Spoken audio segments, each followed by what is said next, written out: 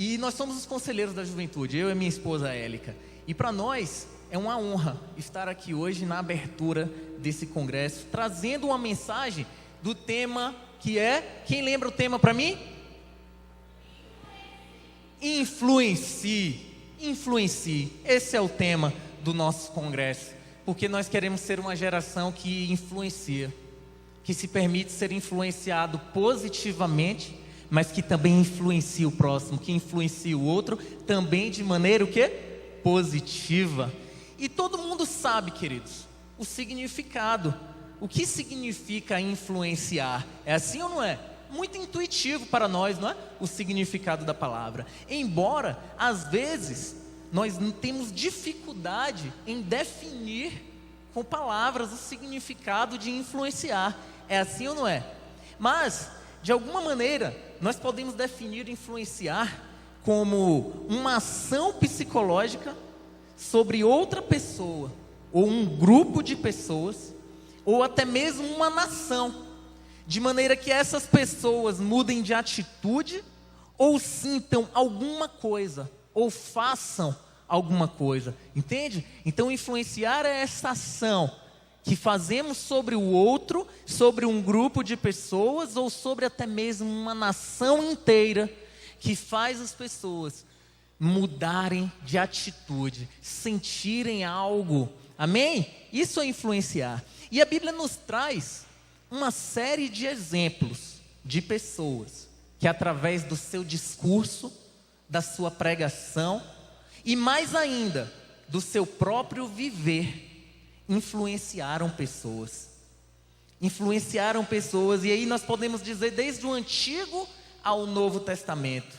Desde Abraão, que foi considerado o pai da fé, a Daniel, a Davi, João Batista, Neemias ainda do Antigo Testamento, Pedro, Paulo e obviamente o próprio Jesus, que segundo cientistas ou segundo pesquisadores como o Augusto Cury, um médico renomado, é considerado o homem mais inteligente, o maior mestre e o maior psicólogo que já existiu. Portanto, o maior influenciador que já passou pela face da terra, a ponto de seu ensino ter alcançado tantas pessoas, e inclusive a nós, após mais de 2000 anos. Amém?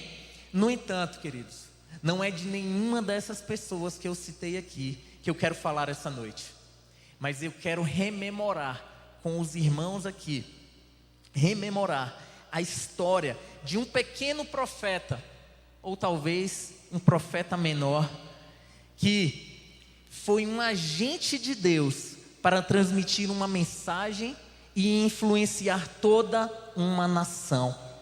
E eu quero trazer essa influência, que na verdade é exercida por Deus através dele, eu quero trazer para o nosso tempo e para a nossa reflexão, para analisarmos o que isso pode nos influenciar. Amém? E eu me refiro então, alguém tem ideia de qual profeta eu me refiro? Eu me refiro, queridos, ao profeta Ageu. E nós vamos percorrer este livro de apenas 2 capítulos. Vamos ler alguns versos e percorrer uma parte dessa história tão bela. E eu quero que você abra a Bíblia e pode projetar aí também, na NVI, Ageu, capítulo 1, do verso 1 ao 4, e depois nós pularemos para o verso 13 ao 15. Amém? Vou repetir. Ageu, capítulo 1, verso 1 ao 4, depois do 13 ao 15, na NVI. Beleza, já está ali. Leiam comigo. No primeiro dia do 6º mês do 2º ano do reinado de Dário, a palavra do Senhor veio por meio do profeta Ageu ao governador de Judá, Zorobabel, filho de Sealtiel, e ao sumo sacerdote Josué, filho de Jeozadak, dizendo: assim diz o Senhor dos exércitos, este povo afirma, ainda não chegou o tempo de reconstruir a casa do Senhor. Por isso, a palavra do Senhor veio novamente por meio do profeta Ageu. Acaso é tempo de vocês morarem em casas de fino acabamento, enquanto a minha casa continua destruída?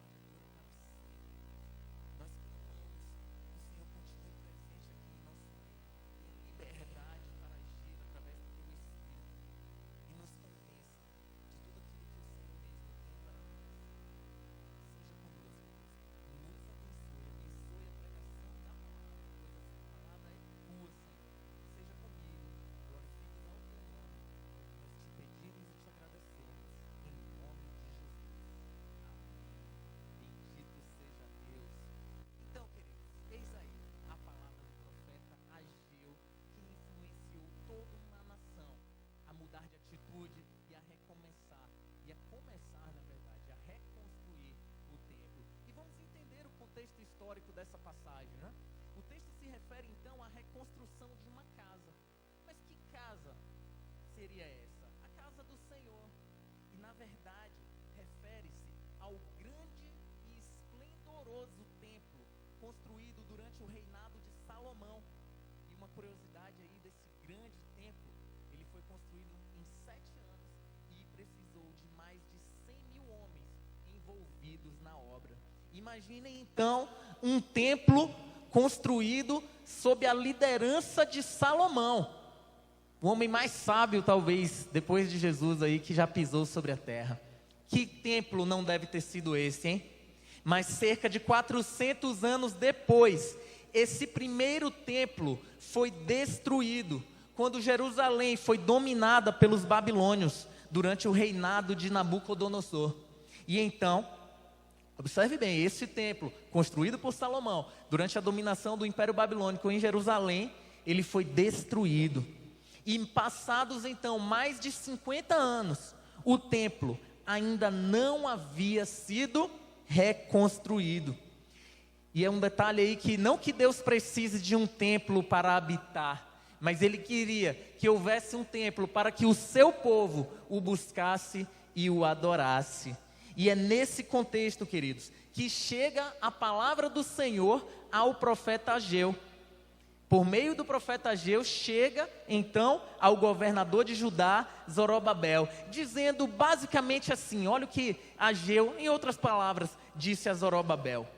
O povo diz que ainda não chegou o tempo de reconstruir o templo, de reconstruir a casa do Senhor.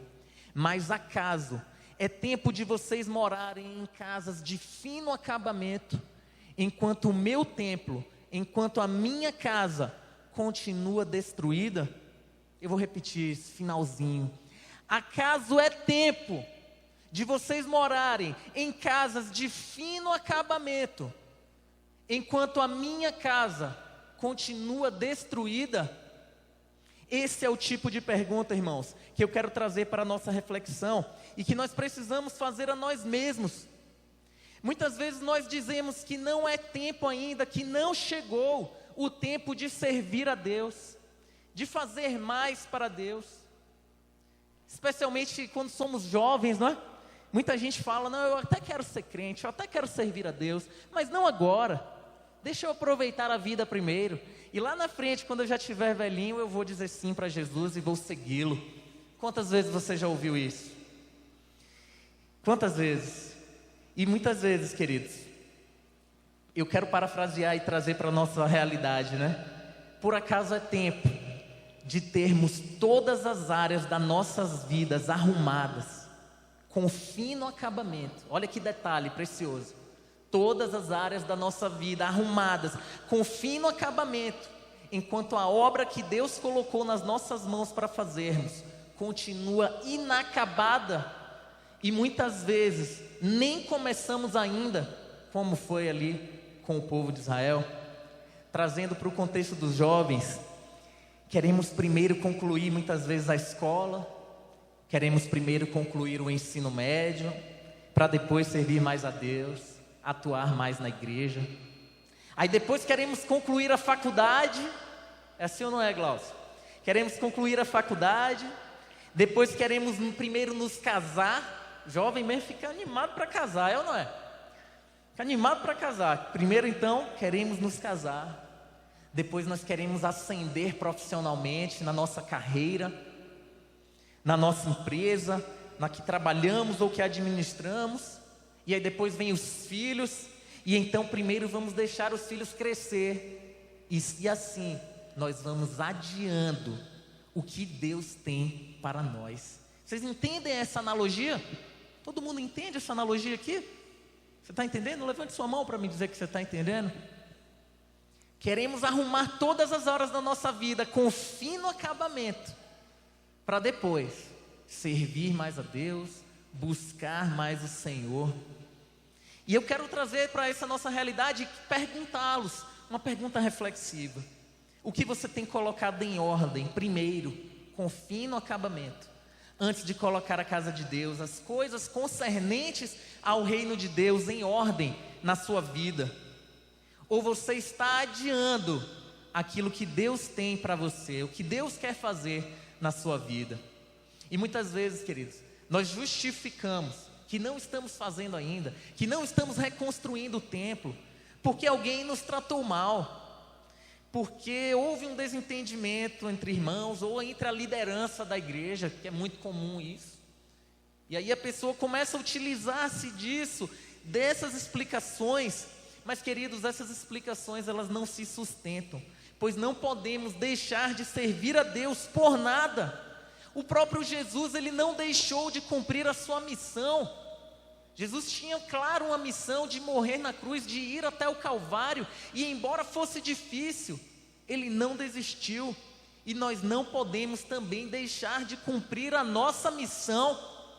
Não podemos, queridos, deixar de cumprir a nossa missão e aquilo que Deus tem para nós. Eu especialmente, vou trazer para mim também, porque quando falamos para a igreja, primeiro temos que falar para nós mesmos. Eu tenho uma coisa, a Élica certamente sabe, que eu tenho adiado para Deus, mas eu não quero mais adiar. Eu não quero, queridos, porque não podemos ficar adiando aquilo que Deus tem para nós. Sabe por quê? Nós estamos falando de influencie. Mas como podemos influenciar pessoas se não prosseguirmos na obra que Deus tem para nós? Qual a influência que você está levando para os outros? Quando nós não realizamos, queridos, aliás, quando nós realizamos para Deus, ou que permitimos que Deus realize em nós e através de nós, nós influenciamos as outras pessoas. Mas também, quando deixamos de fazer, nós também influenciamos os outros. Só que aí influenciamos negativamente e influenciamos os outros a também não fazer. Por isso tem que mudar essa lógica e influenciarmos uns aos outros a fazer mais para o Senhor. Amém? Glória a Deus. E aí, queridos, é que nós devemos lembrar que os planos de Deus, eles não podem ser frustrados. É por isso que quando Deus quer que nós façamos algo para Ele e nós resistimos, sabe o que é que acontece? Ele muitas vezes nos coloca em situações, escute bem isso, eu quero a atenção de todo mundo, quem está lá no fundo, quem está aqui na frente. Quando nós fazemos isso, resistimos à vontade de Deus, Ele nos coloca em situações que nos apertam, que nos constrangem, que nos confrontam e nos desafiam, de maneira que nós precisamos ceder. Ele vai nos apertar, querido, nos constranger, até que nós possamos ceder, porque Ele é maior do que nós, não há como brigarmos com Deus, e nós precisamos ceder antes que nos venha, inclusive, algo mais desafiador. Entende isso? E isso, queridos, estava escrito também nessa história do profeta Ageu. Está escrito nos versos que nós não lemos, que são os versos de 5 a 12, e eu desafio a você a ler esse capítulo, esse texto, esse livro inteiro, na sua casa hoje. São 2 capítulos apenas, eu desafio você a ler. E ele vai dizer que o Senhor reteve o orvalho, reteve a umidade, a chuva, e pelo contrário, provocou seca nos campos, nos montes, de maneira que atingiu o trigo, o vinho, os homens e o gado. Ou seja, o Senhor reteve a sua bênção sobre o povo, de maneira que o trabalho das mãos do povo foi prejudicado, até que então eles ouviram a palavra ministrada pelo profeta Ageu. E aí, queridos, aí a coisa mudou, e aí as coisas se transformaram. Então, às vezes, nós estamos em situações difíceis que Deus permite que passemos por estarmos em desobediência, por estarmos resistindo à sua vontade para nossas vidas, adiando os projetos que Ele tem para nós. E aí nos sobrevêm situações que, como eu já disse, nos apertam, nos desafiam. Então, amados, até quando insistiremos em apenas concluir as obras da nossa vida e deixarmos de lado o trabalho na obra e na casa de Deus? Até quando nós faremos isso? Mas aí o mesmo texto, o profeta Ageu, ele lá na frente, ele vai dizer no verso 13, que quando essas situações acontecem, que nós servimos a Ele, Ele vai dizer: eu estou com vocês. Glória a Deus. Deus disse isso para o profeta Ageu levar para o profeta Zorobabel, para o governador de Judá, Zorobabel, e a todo o povo: eu estou com vocês. Talvez você tenha passado um tempo sem reconstruir o seu templo. Talvez você já há bastante tempo não sirva a Deus como você gostaria, como deveria. Mas ainda há tempo, e Deus tem dito para mim e para você: eu estou com vocês, amém. Você pode até ter parado, queridos, mas eu lhe asseguro que se você buscá-lo, Ele estará com você, Ele está com você e vai lhe ajudar. É tempo então de reconstruir. Mas sabe o que acontecia nessa situação aqui? Ocorria que principalmente os anciões, aquelas pessoas mais velhas da época, elas estavam tristes. Sabe por quê? E elas reclamavam entre si, porque elas diziam o seguinte: olha, a glória desse segundo templo não é como a do primeiro. E é por isso que está escrito no capítulo 2, verso 3: quem dentre vós viu a glória da primeira casa? Sendo que essa palavra aí, esse glória, quando a gente se refere aqui, ele diz respeito ao acabamento estético e arquitetônico do templo. Então, quem dentre vós viu a glória da primeira casa? Ou seja, a beleza e o acabamento do primeiro templo eram muito melhores do que esse segundo que estava sendo reconstruído. Também imaginem construir algo melhor do que o que foi construído sob a liderança de Salomão. Seria bem difícil, né? Seria bem difícil. Mas então, eles estavam então tristes e reclamando. E às vezes, queridos, conosco vai ser assim. Nós vamos começar a servir a Deus e as coisas não vão ser tão belas e tão agradáveis. E a gente vai servir a Deus e vão acontecer situações. Pessoas vão nos dizer palavras que vão nos desanimar. Vão acontecer os percalços. E às vezes até mesmo um irmão vai nos dizer algo que pode nos machucar e nos entristecer. Mas aí está escrito também lá no capítulo 2, verso 4: coragem, Zorobabel, declara o Senhor. Coragem, sumo sacerdote Josué, filho de Jeozadaque. Coragem ao trabalho, ó povo da terra, declara o Senhor, porque eu estou com vocês. Ou seja, está difícil servir a Deus? Está pesado? Coragem, jovem, está difícil? Coragem, o Senhor está com vocês.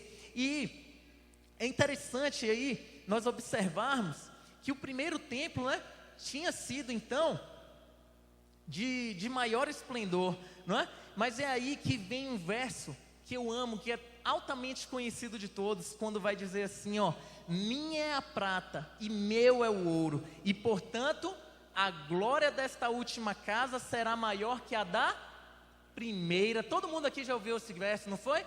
A glória da segunda casa será maior que a da primeira. Isto é, ainda que o primeiro templo tenha sido de maior esplendor e beleza estética, a do segundo templo será muito maior da presença de Deus. Amém? Entende isso?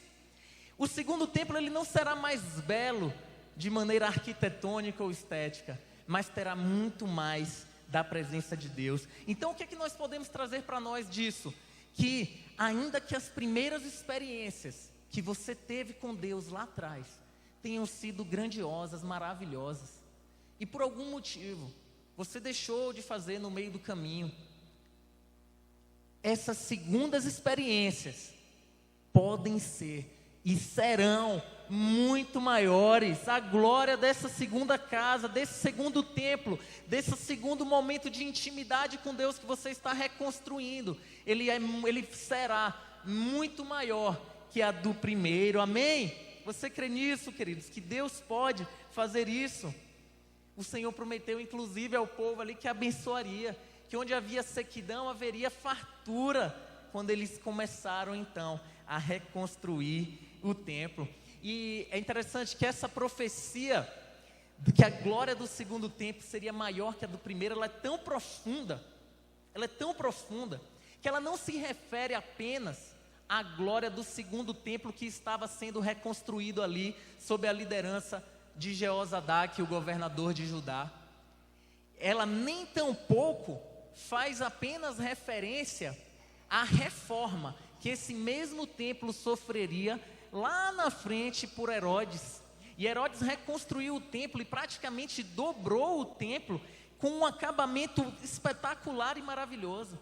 Mas quando Ageu dizia aqui que a glória do segundo templo seria maior do que a do segundo templo seria maior que a da primeira, ele se refere aí à presença de Deus, não apenas naquele templo que estava sendo reconstruído, não apenas no templo que estava sendo reformado por Herodes, mas muito mais ainda, na glória que haveria de vir com a presença do Senhor Jesus Cristo em nossas vidas, o Deus encarnado convivendo com eles no templo e em nós.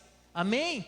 A glória desse segundo templo, queridos, desse templo novo que eu convido vocês a participarem, a reconstruir, ela é maior, ela pode ser, ela será muito maior do que a da primeira. Você crê que isso é possível, queridos? Que Deus pode fazer? Que talvez em algum momento você tenha parado, mas que Deus é poderoso para fazer com que aquilo que você já viveu, você viva algo muito maior agora na presença de Deus. Amém? Então, você tem se permitido ser influenciado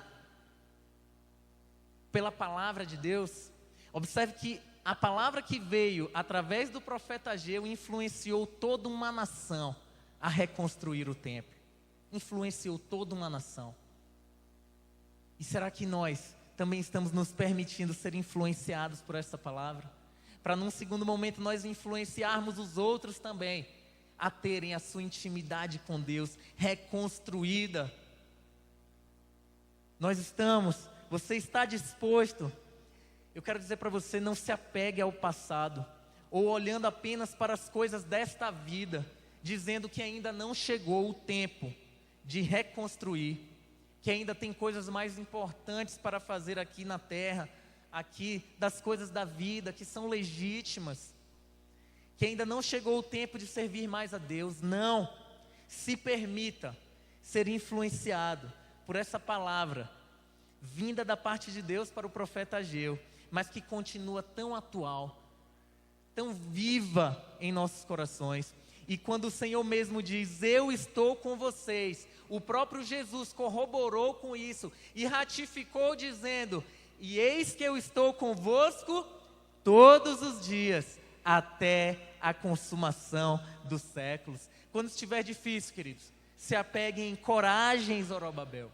Se apeguem em coragem, jovens, ao trabalho, ó povo da terra, declara o Senhor, porque eu estou com vocês. E tudo isso, sempre acreditando e buscando a presença de Deus, de maneira que a glória de Deus, a presença de Deus em nossas vidas amanhã, seja sempre muito maior do que hoje. E aí sim, nós podemos influenciar pessoas, aquelas que querem também se relacionar com Deus, através do exemplo que nós damos. Aquelas que olham para as nossas vidas e falam assim, eu também quero viver experiências como a desse jovem. Eu também quero conhecer esse Deus. Eu também quero.